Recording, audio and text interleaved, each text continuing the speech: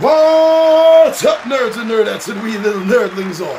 It's your buddy Big Johnny G, the two-gun Pixie presents Legendary Gaming! Alright, we're hot on fire right now for this card-based light RPG fantasy game of fear and terror and other nasty things. Yeah, so the unboxing, yeah, we enjoyed that. Looked pretty good when we pulled everything out, like the components. Yeah, very much so. But then, my friends, we dropped Big Johnny G, you set me up. Now, these are always fun videos. They're quick, they're fast, and the amount of time that it takes you to set up the game is never going to be as long as the video. Because in the video, we got to take our time, walk you through it, talk you through it. And now that you've seen that, it is time, my friends. Indeed, it is time for you to learn how to play Fates of Madness. I'll see you all down at the table.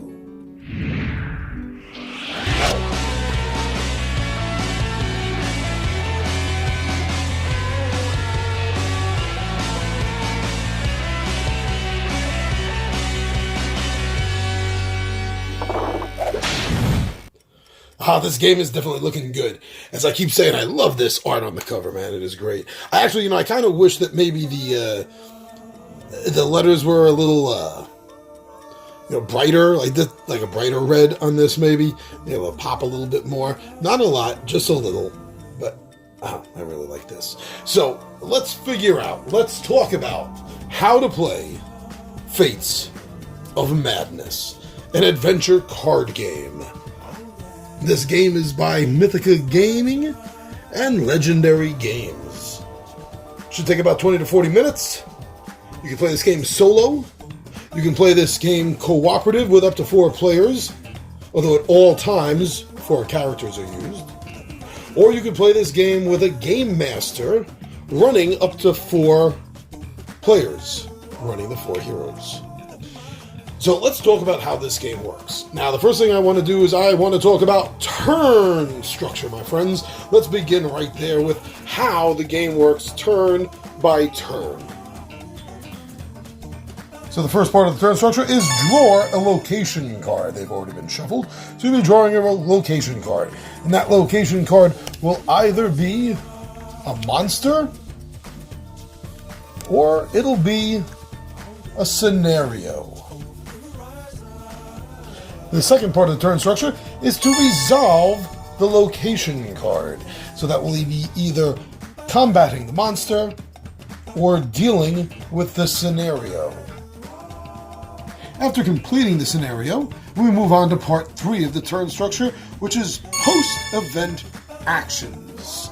Post-event actions are found at the bottom of the cards, and they are event actions. These are optional. They don't have to be done. But if they do, there are rewards. We will get to that as we deal with the combat coming up. After each player has their one post-event action, if they choose to take it, it will either go to turn structure 4 or back to 1.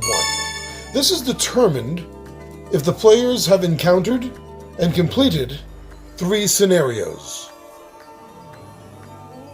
If 3 scenarios have been completed, you look at the doom 1, 3, 2.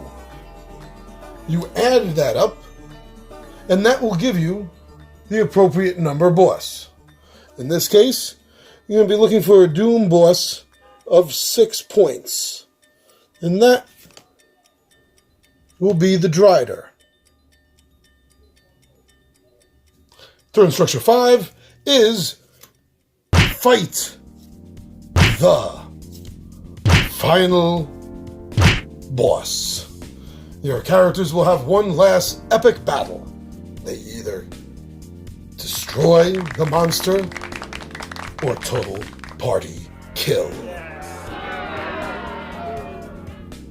Now, before we move on to combat and dealing with monsters and scenarios, I want to take a moment to talk about the iconography in this game.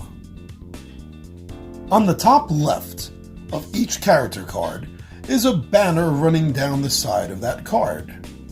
And there are 4 icons, 4 symbols, and they are very key to understanding how the game works.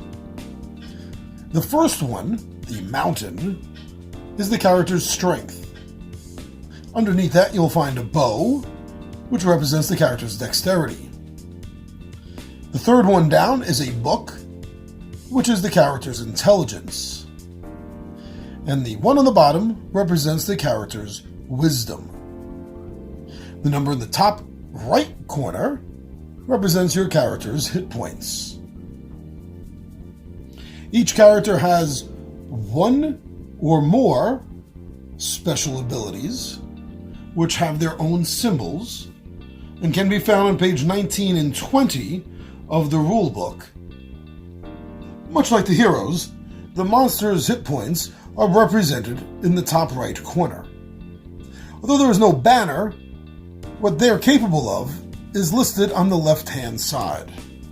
The top symbol, which is a shield, represents their armor points. Below that, you will find the magic resistance. Then you will find their attacking icons. Physical damage, magical damage, and priority. Much like the scenarios, each monster has a post-event that you can do if you so choose. Now, the icons used for the post-event abilities represent what you will get as a reward. This being a potion, and this being a treasure. With monster combat, the monster always strikes first. Now, the iconography I was showing you before comes into play. Who the monster attacks first in the party order is determined by this right here. This is their priority. And the priorities always have the arrows going around clockwise, and it always starts with the black number on the left, in this case 4. So whoever is the 4th party member will get attacked by this barbed devil. Now, this barbed devil will be attacking under normal circumstances with a physical attack, and that is a 4. The monsters, just like the players, will draw a fate card and add it to their attack. However, if a madness card comes out, then instead of the black number on the left, it will be the red number on the right. So this will switch up in some cases, such as this barbed devil would not be making a physical attack with a 4, but will then be making a magic attack with a 5, and will be attacking the 3rd player, not the 4th. If the priority character dies during the attack, then the next character in line will be the new recipient. If, in the case of a boss, there are 2 priority numbers, such as 2 and 4, or a 1 and 3 on a madness, then both those characters get attacked in the same turn. You may even also get the unfortunate drawer of the Blackgate Behemoth, who attacks every party member. When heroes or monsters make an attack, they will use the number as a base, such as if the alchemist was using his short bow against the humanoid abomination, then he would have a base of a 1. However, you notice the bow has an extra damage listed on that. And that will happen whenever a fate card comes up that is a 3,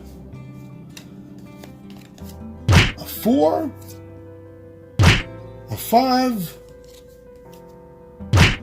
or a 6.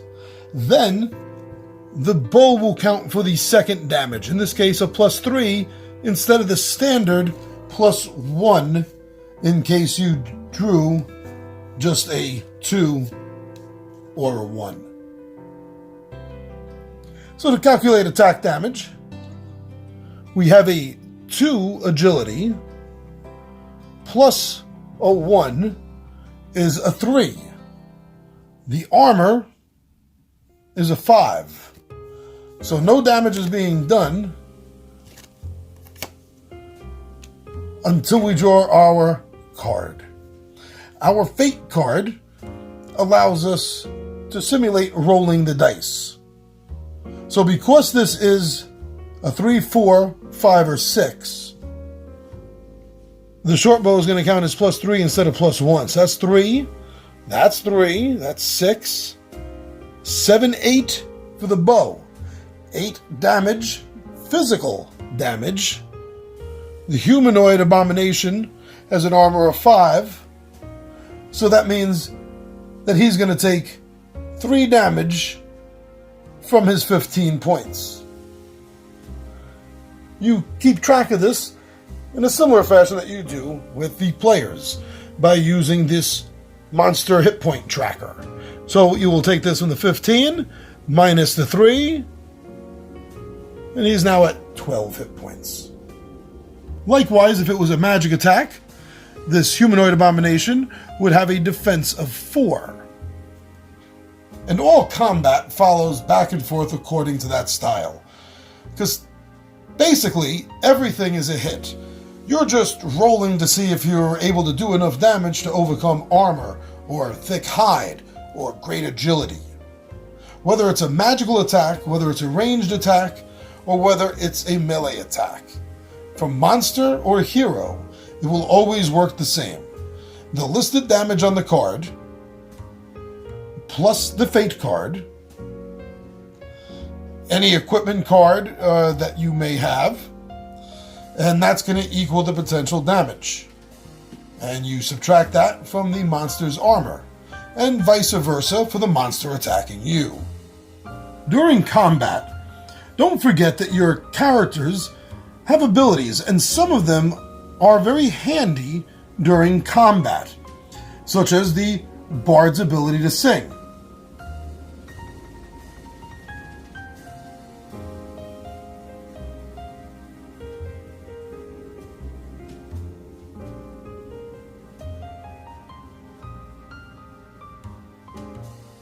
The cleric's ability to heal.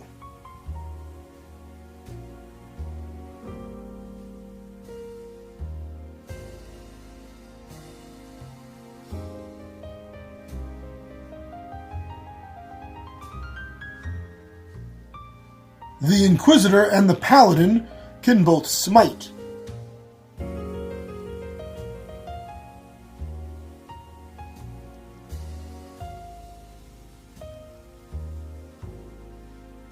The Wizard and the Ranger both have stealth.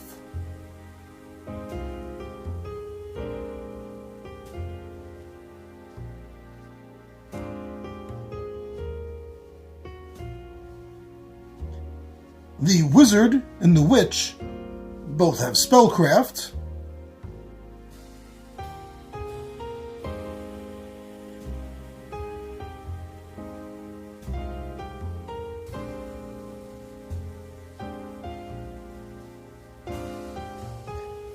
The Witch and the Alchemist both have alchemy.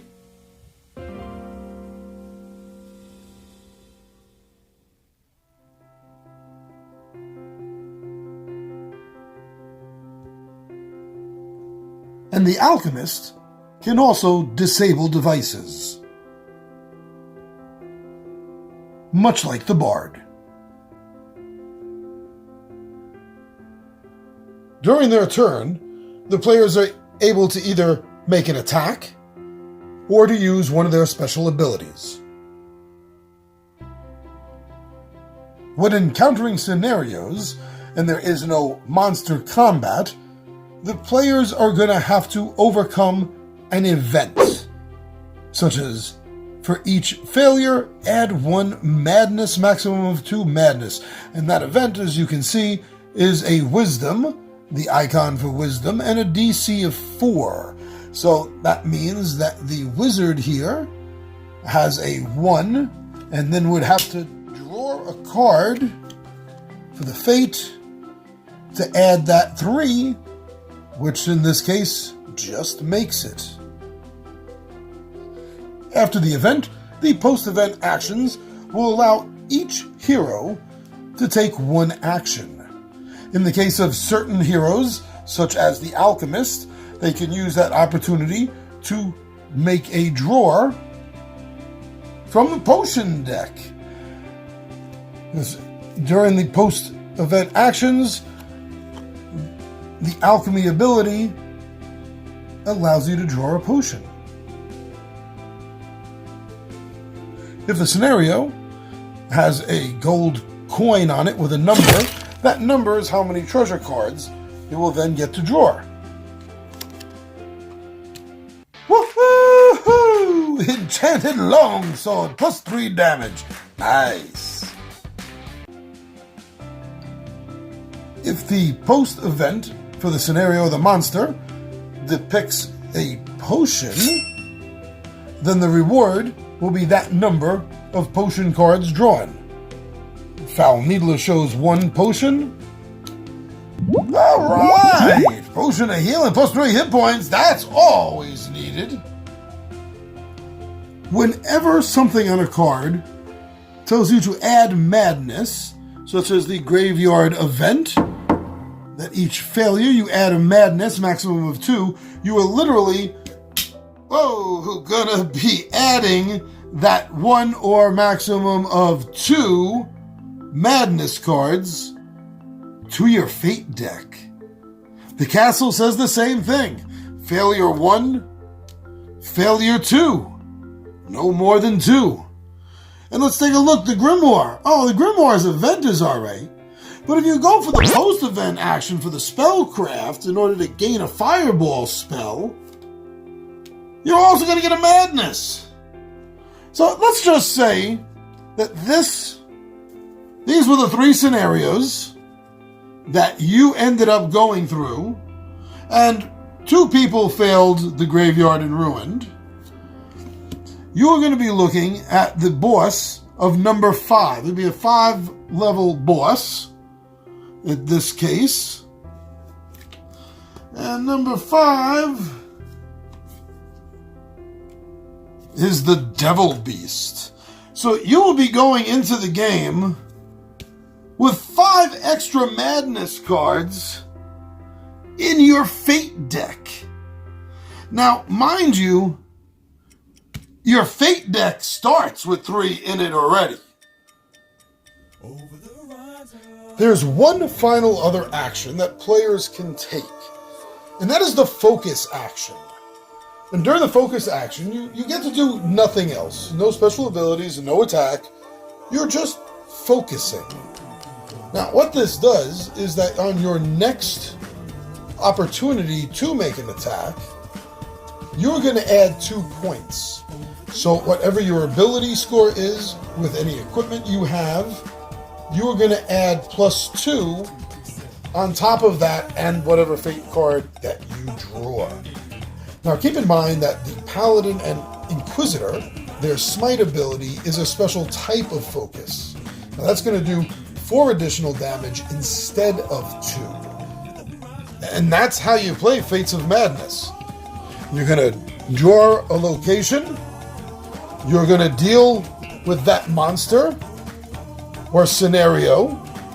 When you've dealt with enough scenarios that they're doom, that you have 3 of them, you're going to add the doom, and that is going to be what's going to determine the boss. And either you win the game by beating the boss, or the boss wins the game by beating you. So it's really a very simple game. I want to thank everyone for checking out and seeing how we play this game. Thank you for going over to Facebook and Instagram and Twitter. Thank you so much for checking us out over there.